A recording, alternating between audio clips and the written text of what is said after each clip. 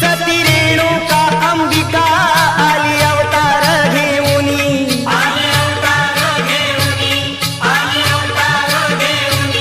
तीन तिच्या आदिशक्तीनी दिला चमत्कार